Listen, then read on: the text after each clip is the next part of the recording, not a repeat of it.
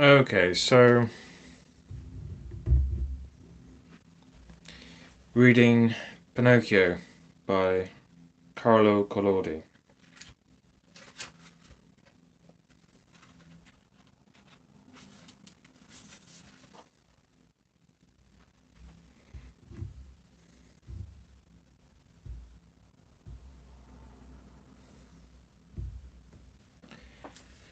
Chapter 1. How it happened that Mr. Cherry, the carpenter, found a piece of wood that laughed and cried like a child. There was once upon a time a king, my little readers will shout together. No, children, you make a mistake. Once upon a time there was a piece of wood. It was not the best, but just a common piece of wood such as is used in stoves and fireplaces to kindle the fire and warm the rooms in winter. How it happened I cannot tell, but the fact is that one day this piece of wood just happened to be here in the shop of an old carpenter whose real name was Mr. Antonio, but everyone called him Mr. Cherry, because the tip of his nose was always as red and shiny as a ripe cherry. As soon as Mr. Cherry noticed this piece of wood he was delighted. He rubbed his hands together joyfully and said, "This has come at exactly the right moment. It is just what I need to make a leg for my little table." Then, without hesitating a moment, he took his sharp axe to strip off the bark and the rough parts of the wood, but just as he raised the axe for the first blow, he stopped with his arm in the air, for he heard a very tiny voice begging him gently, "Don't strike me too hard." You can imagine old Mr. Cherry's surprise. He looked round the room to see where the tiny voice had come from, but he saw nobody. He looked under the bench. Nobody. He looked in the cupboard, which was always shut, but there was nobody. He looked in the basket of chips and sawdust. No one. He opened the door and looked out into the street. No one. What was to be done? "I see," he said at last, laughing and scratching his wig. "I must have imagined that tiny voice. Now, let's to work." He raised his axe again, and down it went on the piece of wood. "Oh, you hurt me!" complained the same tiny voice. This time Mr. Cherry was struck all of a heap. His eyes stood out of his head, his mouth was wide open, and his tongue hung out over his chin, as you can see on some fountain masks. As soon as he could speak, he said, trembling and stuttering with fright, "But where did that tiny voice come from that cried, 'Oh'? There's not a living soul here. Is it possible that this piece of wood has learnt to cry and complain like a baby? I can't believe it. This piece of wood, just look at it, is nothing but a piece of firewood, like all the others. When you put it on the fire it will make a kettle boil. Well then, is someone hidden inside it? If there is, so much the worse for him. I'll attend to him." And he took the poor piece of wood in both hands, and without mercy started to beat it against the wall. Then he stopped and listened to hear if any tiny voices were complaining this time. He waited 2 minutes, nothing. 5 minutes, nothing. 10 minutes, and still nothing. "Now I understand," he exclaimed, laughing and pulling his wig. "I must have imagined that tiny voice that said, 'Oh!' I'd better do my work." And because he was very frightened, he began singing to encourage himself. Meanwhile he put the axe down, and taking his plane, began planing and shaping the piece of wood. But while the plane went to and fro, he again heard that tiny voice which said, laughing, "Stop! You're tickling me." This time poor Mr. Cherry dropped as if struck by lightning. When he opened his eyes he was sitting on the floor. He was so changed you could hardly have recognized him. Even the end of his nose, which was always red, had turned blue with fright. Chapter 2. Mr. Cherry gives the piece of wood to his friend Geppetto, who plans a marvelous puppet that can dance and fence and turn somersaults in the air. At that moment somebody knocked on the door. "Come in," said the carpenter, but he was too weak to stand up. A little jolly old man came into the shop. His name was Geppetto. But when the boys in the neighborhood wanted to tease him, they called him by his nickname of Polendina, because of his yellow wig, which looked very like a dish of polenta, a pudding made of maize or Indian corn. Geppetto was very short-tempered. Woe betide anybody who called him Polendina. He simply went wild, and no one could do anything with him. "Good morning, Mr. Antonio," said Geppetto. "What are you doing down there?" "I am teaching the ants how to read." "Much good may it do you. What brought you here, Mr. Geppetto?" "My legs, Mr. Antonio. I have come to ask you a favor." "Here I am, ready to serve you," answered the carpenter, getting to his knees. "I had an idea this morning. Let us hear it." "I thought I would make a fine wooden puppet, a really fine one that can dance, fence, and turn somersaults in the air. Then, with this puppet, I could travel round the world and earn my bit of bread and my glass of wine. What do you think about it?" "Bravo, Polendina!" cried that same tiny mysterious voice. When he heard the name Polendina, Mr. Geppetto became so angry that he turned as red as a ripe pepper. He turned to the carpenter and said in a fury, "Why do you annoy me?" "Who is annoying you?" "You called me Polendina." "No, I didn't." "Oh, perhaps I did, but I say it was you." "No, yes, no, yes." And as they grew more and more excited from words, they came to blows. They seized one another's wigs, and even hit and bit and scratched each other. At the end of the fight, Geppetto's yellow wig was in Mr. Antonio's hands, and the carpenter's grey wig between Geppetto's teeth. "Give me my wig," said Mr. Antonio. "You give me mine, and let us make a peace treaty." So the two little old men, each taking his own wig, shook hands and promised to be good friends forever. "Now, neighbor Geppetto," said the carpenter, to prove that they were friends again, "what can I do for you?" "I would like to have a little piece of wood to make my marionette. Will you give it to me?" Mr. Antonio, pleased as Punch, hurried to his bench and took the piece of wood which had frightened him so much, but just as he was giving it to his friend, it shook so hard that it slipped out of his hands and struck poor Geppetto's shin. "Ah, this is a fine way to make me a present, Mr. Antonio. You have almost lamed me." "Upon my honor, I didn't do it." "Oh, so I did it then?" "It's all the fault of this piece of wood." "Yes, I know the wood hit me, but you threw it at my legs." "I did not throw it at you." "That's a lie." "Geppetto, don't insult me. If you do, I shall call you Polendina." "Blockhead!" "Polendina." "Donkey!" "Polendina." "Ugly monkey!" "Polendina." When he heard himself called Polendina for the third time, Geppetto, blind with rage, rushed at the carpenter, and the second fight was worse than the first. When it was over, Mr. Antonio had 2 more stitches on his nose, and Geppetto 2 buttons less on his jacket. Honours thus being even, they shook hands again and vowed to be good friends forever. Then Geppetto took the piece of wood, and thanking Mr. Antonio, went limping home. Chapter 3. Geppetto goes home and makes his puppet. He calls him Pinocchio. The puppet gets into mischief. Geppetto's little room on the ground floor was lit by a window under the stairs. His furniture could not have been simpler. An old chair, a tottering bed, and a broken-down table. At the back of the room you could see a fireplace with the fire lit, but the fire was painted, and over the fire was painted a kettle boiling merrily with a cloud of steam that was just like real steam. As soon as he arrived home, Geppetto took his tools and began to make his puppet. "What shall I call him?" he asked himself. "I think I shall call him Pinocchio. That name will bring him good luck. I once knew a whole family of Pinocchios. There was Pinocchio the father, and Pinocchia the mother, and Pinocchii the children, and they all got along splendidly. The richest of them was a beggar."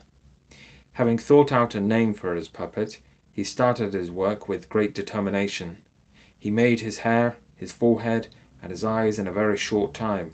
As soon as the eyes were finished, imagine his bewilderment when he saw them moving and looking at him.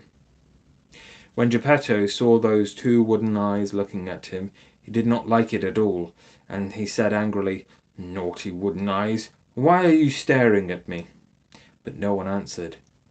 After the eyes, he made the nose, but as soon as it was finished, it began to grow. It grew, and it grew, and in a few minutes' time it was as long as if there was no end to it. Poor Geppetto worked fast to shorten it, but the more he cut off, the longer that insolent nose became. After the nose, he made the mouth, but before he had finished it, it began to laugh and poke fun at him. "Stop laughing," said Geppetto, but he might as well have spoken to the wall. "Stop laughing, I say," he shouted menacingly. The mouth stopped laughing and stuck out its tongue. However, as Geppetto did not want to spoil the puppet, he pretended not to see it, and continued his work. After the mouth, he made the chin, then the neck, the shoulders, the stomach, the arms, and the hands. As soon as the hands were finished, Geppetto's wig was snatched from his head. He looked up, and what should he see but his yellow wig in the puppet's hands. "Pinocchio, give me back my wig at once." But Pinocchio, instead of giving back the wig, put it on his own head, and was almost hidden under it. This cheeky mocking behaviour made Geppetto feel sadder than ever before in his life. He turned to Pinocchio and said, "You scoundrel of a son! You are not even finished, and you already disobey your father. That's bad, my boy, very bad," and he wiped away a tear. There were still the legs and feet to make. When Geppetto had finished the feet, he received a kick on the nose. "It serves me right," he said to himself. "I should have thought of it before. Now it is too late." He took the puppet in his hands and put him down on the floor to see if he could walk, but Pinocchio's legs were stiff, and he did not know how to move them. So Geppetto led him by the hand and showed him how to put one foot before the other. When the stiffness went out of his legs, Pinocchio started to walk alone and run around the room, and finally he slipped through the door into the street and ran away. Poor old Geppetto ran after him as quickly as he could, but he did not catch him, for the little rascal jumped like a rabbit, and his wooden feet clattered on the pavement, making as much noise as 20 pairs of wooden shoes. "Catch him! Catch him!" cried Geppetto, but when the people saw that the wooden puppet running as fast as a racehorse, they looked at him in amazement, and then laughed and laughed and laughed until their sides were aching. At last, by some lucky chance, a policeman came, and when he heard the clatter, he thought somebody's horse had run away from its master, so he courageously stood in the middle of the street with his legs apart in order to stop it and prevent any more trouble. From far away, Pinocchio saw the policeman barricading the street, and he decided to run between his legs, but he failed dismally. The policeman, without moving from his place, picked him up by the nose, that ridiculous long nose that seemed made on purpose to be caught by policemen, and returned him to Geppetto, who wanted to pull his ears to punish him for his naughtiness. Imagine what he felt when he could not find any ears, and do you know why? Because he had made him in such a hurry that he had forgotten his ears. So he took him by the nape of his neck, and as they walked away, he said, shaking his head menacingly, "You just come home and I'll settle your account when we get there." At this threatening remark, Pinocchio threw himself down on the ground and refused to walk. A crowd of idle and inquisitive people gathered around him. Some said one thing, some another. "The poor puppet," said some of them, "is right in not wanting to go home. Who knows how horribly that bad Geppetto might beat him?" And others added with evil tongues, "Geppetto seems to be a good man, but he is a perfect tyrant with children. If we leave the poor marionette in his hands, he may tear him to pieces." In short, so much was said and done that the policeman let Pinocchio go and decided to take poor Geppetto to prison. He could not, for the time being, say anything in his own defence, but he cried like a calf and as they walked towards the prison he whimpered, "Wretched son, and to think that I worked so hard to make a fine puppet, but serve me right, I ought to have known what would happen." What happened afterwards is almost too much to believe, and I shall tell you about it in the following chapters. Chapter 4. The story of Pinocchio and the talking cricket, in which we see that naughty children do not like to be corrected by those who are wiser than they are. Well, I must tell you, children, that while poor Geppetto was led to prison through no fault of his own, that rascal Pinocchio, left alone, ran home across the fields as quickly as possible. In his hurry he jumped over high banks, thorn hedges, and ditches full of water like a kid or a young hare running away from the hunters. When he arrived home, he found the door ajar. Pushing it open, he went in and locked it securely after him. Then he threw himself down on the ground with a great sigh of relief. But the relief did not last long, for he heard someone in the room saying, "Creak, creak, creak." "Who is calling me?" said Pinocchio, frightened. "It is I." Pinocchio turned and saw a big cricket creeping up the wall. "Tell me, cricket, who are you?" "I am the talking cricket, and I have lived in this room 100 years or more."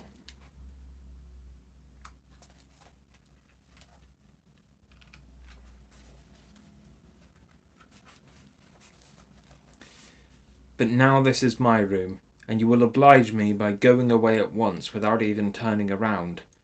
"I shall not leave," replied the cricket, "until I have told you a great truth." "Well then, tell me, and be quick about it." "Woe to those boys who revolt against their parents and run away from home. They will never do any good in this world, and sooner or later they will repent bitterly. Sing away, cricket, just as long as you please, but as for me, tomorrow at sunrise I am going to leave, for if I stay here the same will happen to me as happens to other boys. I shall be sent to school, and one way or other, by love or by force, I shall be made to do study." "You poor fool! Don't you know that if you spend your time like that, you will grow up to be a great donkey, and everyone will make fun of you?" "Be quiet, you good-for-nothing croaking cricket!" shouted Pinocchio. But the cricket, who was patient and a philosopher too, instead of being offended by such impudence, continued in the same tone, "But if you don't like to go to school, why don't you learn a trade so that you may at least earn your bread honestly?" "Do you want me to tell you something?" answered Pinocchio, beginning to lose his patience. "Of all the trades in the world there is only one which really attracts me." "And what might that be?" "To eat, drink, sleep, and amuse myself, and to lead a vagabond life from morning to night." "Let me tell you," said the talking cricket, as calm as ever, "that those who follow that trade finish, nearly always, in a hospital or in prison." "Be careful, you cricket of ill omen! If you make me angry, woe betide you!" "Poor Pinocchio, I am really sorry for you." "Why are you sorry for me?" "Because you are a puppet, and what is worse, you have a wooden head." At these last words Pinocchio lost his temper, and seizing a mallet from the bench, threw it at the cricket. Perhaps he did not mean to hit him, but unfortunately the mallet struck him right on the head. The poor cricket had scarcely time to cry "Cree, cree, cree," and there he was, stretched out stiff and flattened against the wall.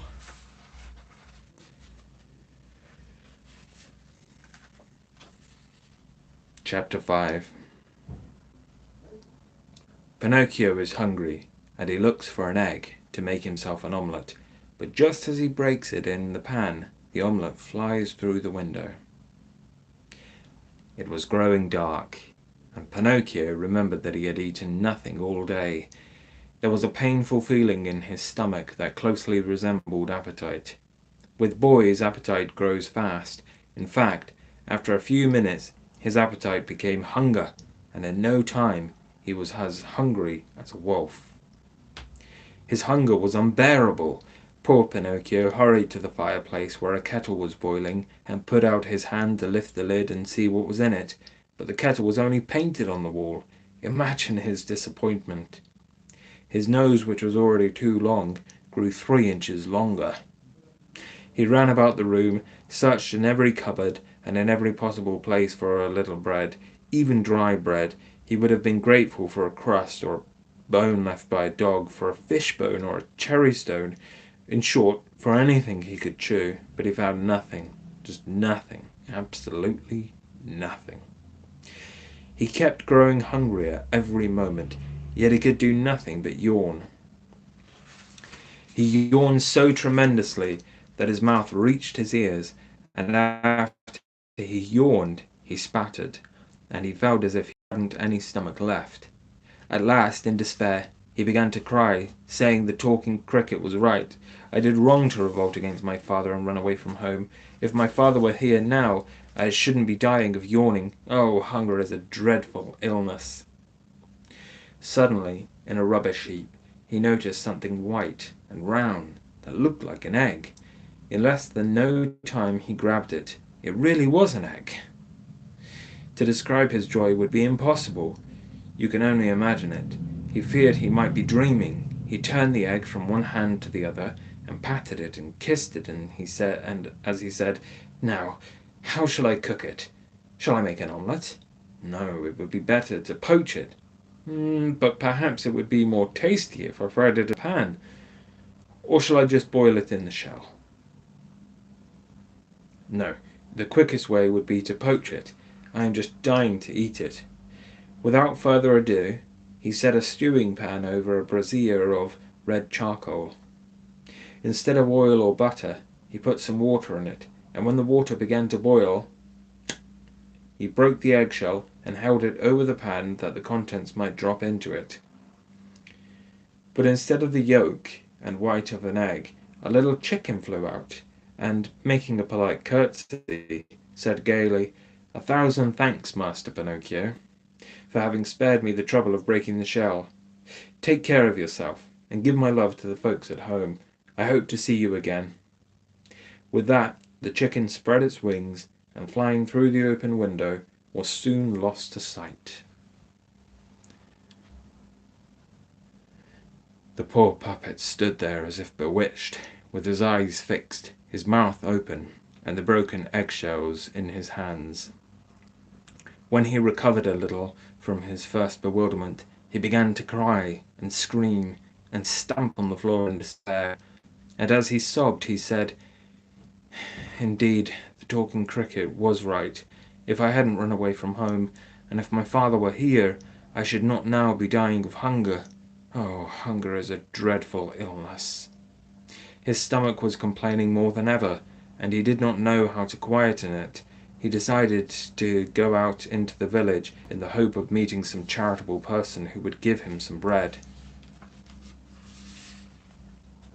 Chapter 6.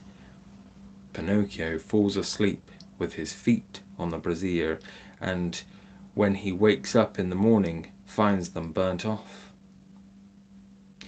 It was a windy, cold night. The thunder was fierce, and the lightning as violent as though the sky was on fire. A bitter wind whistled angrily, raising clouds of dust, and making the trees tremble and groan. Pinocchio was frightened of thunder, but he was still more hungry than frightened. So he opened the door and ran as fast as he could to the village, which he soon reached, panting, with his tongue hanging out like a hunting dog's. But all was dark and quiet. The shops were closed, the doors and windows shut, and there was not even a dog in the street. It seemed a village of the dead. However, Pinocchio, driven by hunger and despair, gave a very long peal at the doorbell of one of the houses, saying to himself, "This will bring somebody out." And indeed, a little old man with a nightcap on his head came to the window and shouted angrily, "What do you want at this hour? Will you be so kind as to give me some bread?" "Wait, I'll be back at once," said the old man, believing that he had to do with that he had to do with one of those street urchins who amuse themselves at night by ringing doorbells and rousing good people who are sleeping peacefully. In half a minute the window was opened, and the same voice called Pinocchio. "Stand under the window and hold out your hands." Pinocchio held out his hands, and a great kettle of water poured down on him, drenching him from head to foot, as if he had been a pot of dry geraniums. He went home, wet as a rag, and exhausted with fatigue and hunger. He had no strength to stand, and so he sat down and put his wet, muddy feet on the brazier full of burning coal. Then he fell asleep, and while he was asleep his feet, which were wooden, caught fire and slowly burned away to cinders. Pinocchio slept and snored as though his feet belonged to someone else. At last, at daybreak, he was awakened by someone rapping on the door. "Who is it?" he called, yawning and rubbing his eyes. "It is I," answered a voice, and it was the voice of Geppetto. Chapter 7. Geppetto comes home and gives Pinocchio the breakfast that the poor man had brought for himself. Poor Pinocchio's eyes were still half closed, and he had not noticed that his feet were burnt off.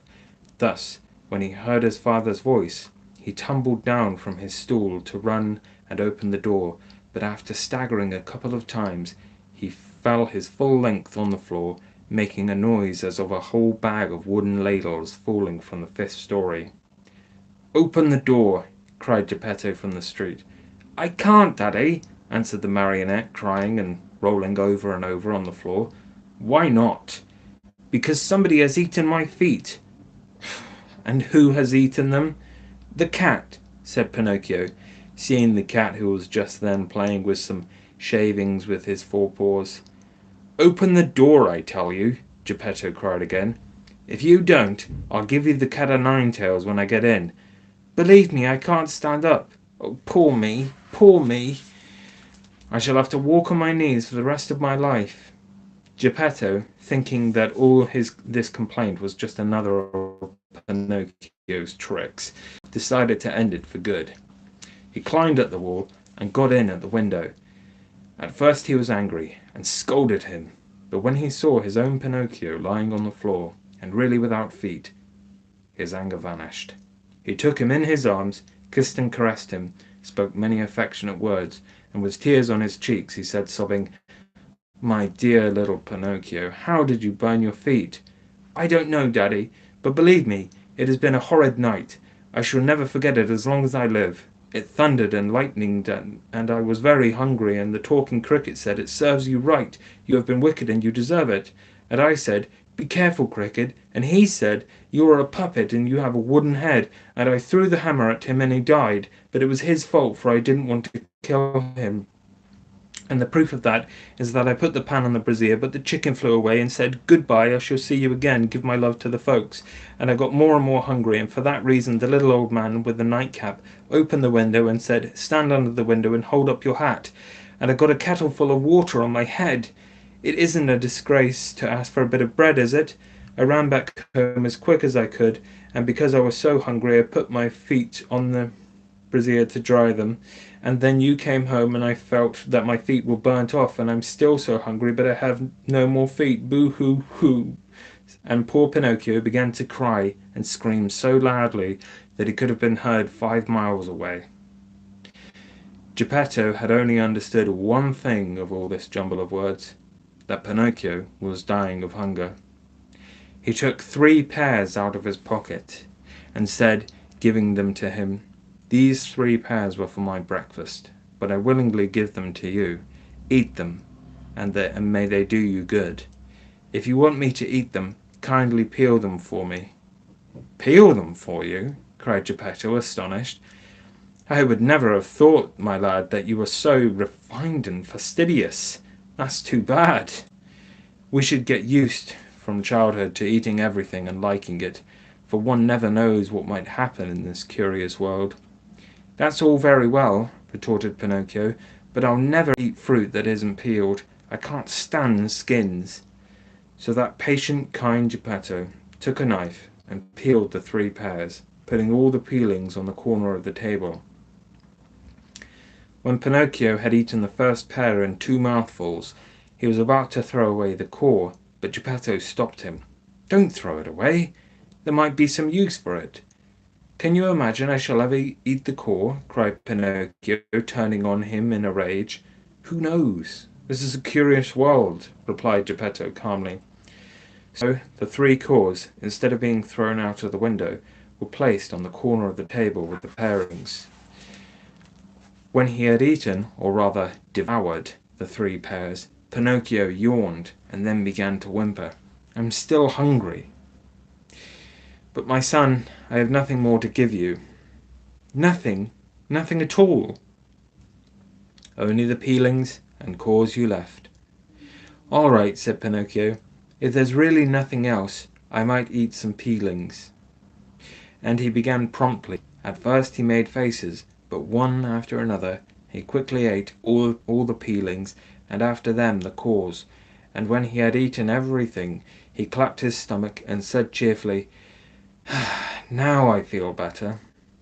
"You see," said Geppetto, "I was right when I said you should not be so refined and fastidious about your food, my dear boy. We never know what might happen to us. This is a curious world." Chapter 8. Geppetto makes Pinocchio new feet, and sells his own coat to buy him a primer. As soon as the marionette had satisfied his hunger, he began to cry and grumble because he wanted new feet. But Geppetto, in order to punish him for all his naughtiness, let him cry and complain for half a day.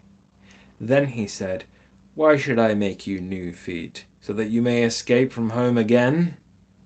"I promise," said the marionette, sobbing, "that from now on I'll be good." "All children, when they want something, tell the same story," replied Geppetto. "I promise to go to school and study, and do my best as a good boy should. All children, when they want something, say the same thing. But I'm not like other children.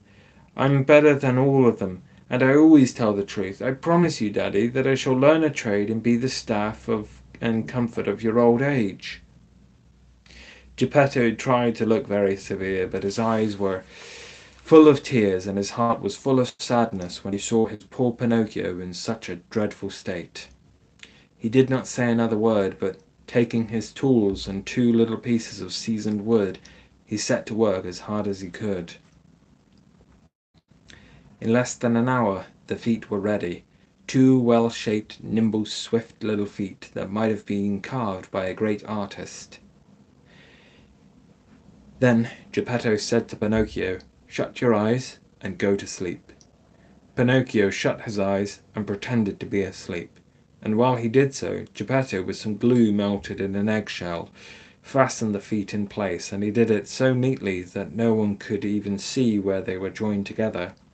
As soon as Pinocchio discovered he had his feet again, he jumped down from the table where he was lying and began to gambol and dance around the room, nearly mad with joy. "Now, to prove to you how grateful I am," said Pinocchio to his father, "I want to go to school at once." "What a good boy! But if I'm going to school I must have some clothes." Geppetto, who was poor and had not a farthing in his pocket, made Pinocchio a suit out of flowered paper, a pair of shoes out of bark from a tree, and a cap out of bread. Pinocchio ran to look at himself in a basin of water, and he was so pleased with himself that he said, as he strutted about, "I look exactly like a gentleman." "Yes, indeed," answered Geppetto, "but remember, it is not fine clothes that make a gentleman, but clean clothes." By the way, speaking of school," added Pinocchio, "there's still something I must have, the most necessary of all." "And that is?" "I have no primer." "That's right, but how shall I get one?" "That's easy. Go to the bookseller and buy one." "And the money?" "I haven't any." "Neither have I," said the good old man sadly. Pinocchio, although he was usually very cheerful, became sad too. For poverty, when it is real poverty, destroys all joy, even in children. "Wait!" Geppetto cried suddenly, and jumping up he put on his old coat full of holes and patches and ran out of the shop. In a little while he was back again with a primer in his hand for Pinocchio, but the poor man was in his shirt sleeves and it was snowing outside. "Where is your coat, Daddy? I have sold it. Why did you sell it?" "Because it made me too warm." Pinocchio understood this answer instantly, and he was so overcome by the feelings of his good heart that he threw his arms around Geppetto's neck and kissed him again and again.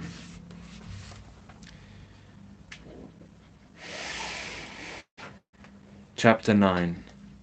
Pinocchio sells his primer that he may go and see the marionettes. When it stopped snowing, Pinocchio started for school with his fine new primer under his arm. On the way, he never stopped imagining all sorts of fine plans, and built 1,000 castles in the air, each one more beautiful than the other. He began by saying to himself, "At school today I shall learn to read in no time. Tomorrow I shall learn to write, and the day after tomorrow I shall learn all the figures. Then I shall be clever enough to earn lots of money, and with the very first money I get I shall buy my father the nicest new cloth coat. But why cloth? It shall be made of gold and silver, with diamond buttons. That poor man really deserves it. For that I should be a learned man, he sold his coat to buy me a book. In this cold weather, too. Only fathers can make such sacrifices." While he was saying this more and more excitedly, he thought he heard music in the distance that sounded like fife and drum. "Fi, fi, fi, zum, zum, zum, zum." He stopped and listened. The sounds came from the end of the street that crossed the one which led to school, at the end of the little village near the sea. "What can the music be? What a pity I have to go to school. Otherwise," he hesitated, deciding whether to go to school or listen to the fifes.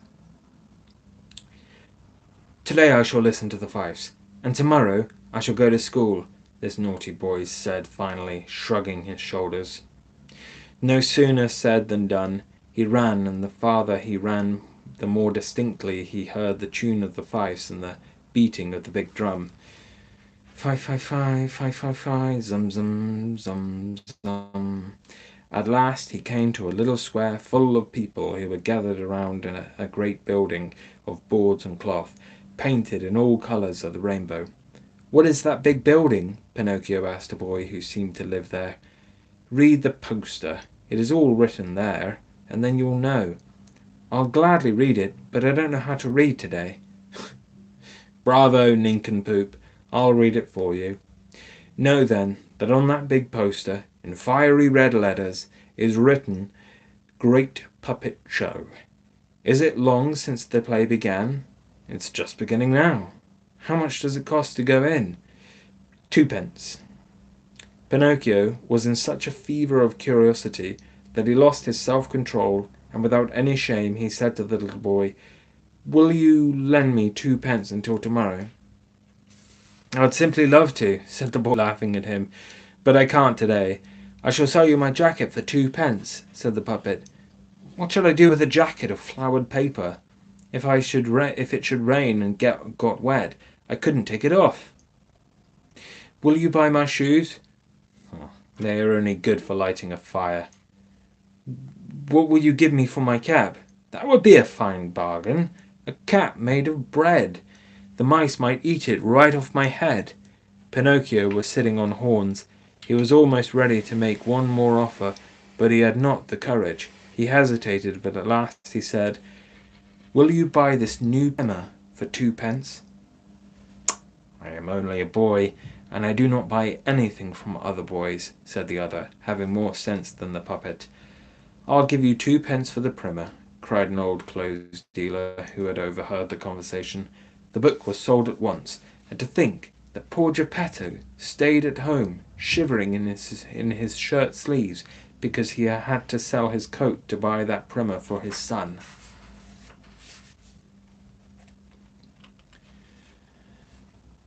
Chapter 10. The puppets recognize Pinocchio as one of them, and are pleased to see him, but Fire Eater, the showman, appears in the midst of their joy, and Pinocchio almost comes to a bad end. When Pinocchio entered the puppet show, he nearly caused a revolution. You must know that the curtain was up, and they had just started the play. Harlequin and Punchinello were on stage, quarrelling as usual, threatening every moment to come to blows. The audience paid the closest attention, and were laughing until they were sore to see those two puppets quarrelling and gesticulating and calling each other names, just as if they were truly two reasonable beings, two real persons. But all at once Harlequin stopped, and turning to the public, pointed to the pit of the theatre and shouted dramatically, "Heavens above! Am I awake or am I dreaming? That must be Pinocchio there." "Yes, it's indeed Pinocchio!" cried Punchinello. "It is indeed!" exclaimed Miss Rosie, peeping from the back of the stage. "Here's Pinocchio! Here's Pinocchio!" shouted all the puppets in chorus, running to the stage from every wing. "Here's Pinocchio! Here's our brother Pinocchio! Hurrah for Pinocchio!" "Come up here to me, Pinocchio," cried the Harlequin. "Come and throw yourself into the arms of your wooden brothers." At this affectionate invitation, Pinocchio made one jump from the back of the pit to the front seats. Another jump, and he landed on the head of the orchestra leader, and from there he jumped to the stage. It is impossible to describe the hugging and kissing that followed, the friendly pinches, the brotherly taps that Pinocchio received from the actors and actresses of that puppet company. It was a very spectacular sight, but the audience, when they saw that the play had stopped, grew impatient and began shouting, "The play! We want the play! Go on with the play!" However, their breath was wasted, for the puppets, instead of continuing the play, redoubled their noise, and placing Pinocchio on their shoulders, carried him in triumph before the footlights. Suddenly the showman appeared. He was very tall, and so ugly that he frightened anyone who looked at him. His beard was like black ink, and it was so long that it reached the ground. Believe me, he stepped on it when he walked. His mouth was as big as an oven. His eyes were like two burning red lanterns, and he was constantly cracking a great whip made of serpents' and foxes' tails twisted together. When the showman appeared so unexpectedly, everybody was speechless. No one breathed. You could have heard a fly in the air. Even the poor puppets, male and female, trembled like so many leaves. "Why have you come here to disturb my theatre?" he asked Pinocchio in a voice like that of a spook with a bad cold in his head. "Believe me, your honor, it was not my fault." "Not another word. We shall settle our accounts tonight." As soon as the show was over, the showman went into the kitchen where the whole sheep which he was preparing for his supper was roasting on the slowly turning spit. When he saw that there was not enough wood to finish roasting it, he called Harlequin and Punchinello and said, "Bring me in Pinocchio, find him hanging on a nail. He is made of nice dry wood, and I am sure he will make a good fire for my roast." At first Harlequin and Punchinello hesitated, but when the showman glanced at them menacingly, they obeyed. In a few moments they returned to the kitchen, carrying poor Pinocchio, who was wriggling like an eel, out of water, and shouting desperately, oh, Daddy, save me! I don't want to die! I don't want to die!" Chapter 11. Fire Eater sneezes and pardons Pinocchio. Eater saves the life of his friend Harlequin. Fire Eater, for that was the showman's name, looked a horrid man. There can be no doubt about it, particularly with his black beard hanging down like an apron, covering his chest and legs. Yet at heart he was really not so bad. When he saw poor Pinocchio struggling and crying, "I don't want to die, I don't want to die," he felt sorry for him, and although he tried not to, at last he could not help it and sneezed violently. Harlequin, who had been sad and downhearted and looking like a weeping willow.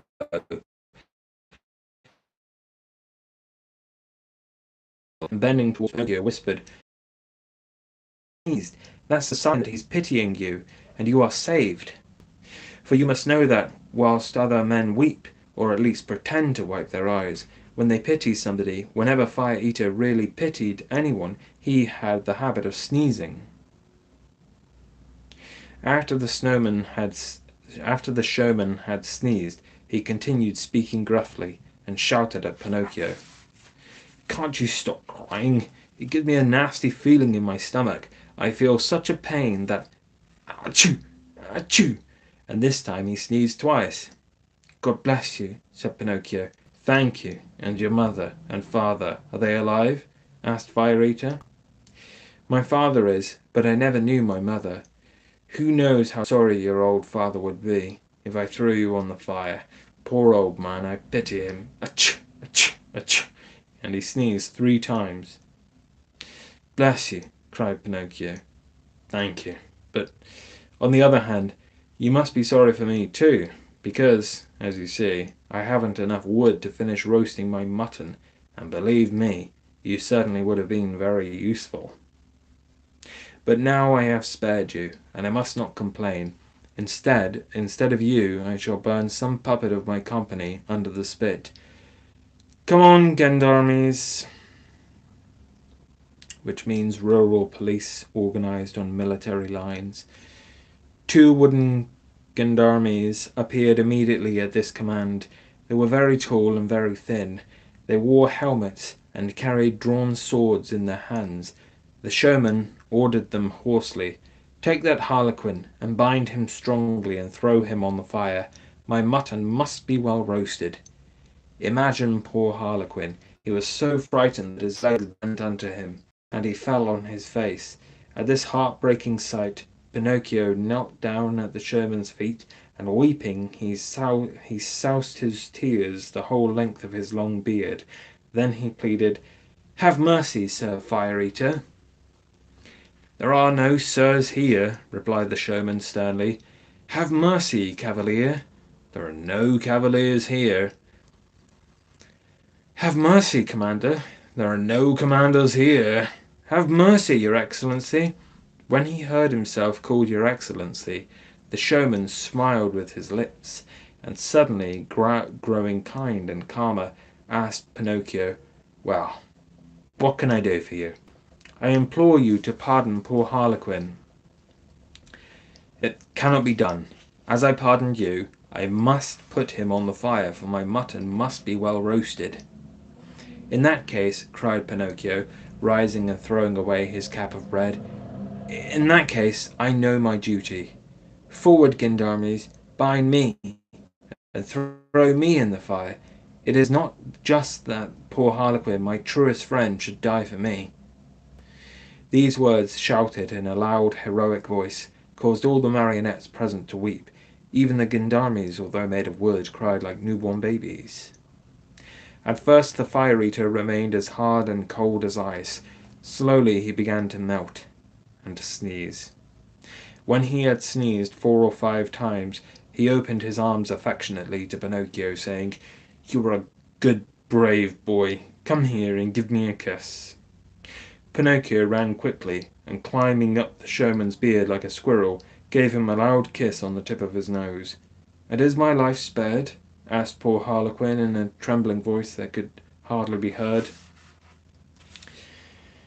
"Your life is spared," replied Fire Eater. Then he added, shaking his head, "Very well then, this evening I must eat my mutton. Half done. But another time, woe to him who..." When they knew that their brothers were pardoned, all the puppets ran back to the stage, lit all the lights as for a festive performance, and began to jump and dance. They were still dancing at dawn.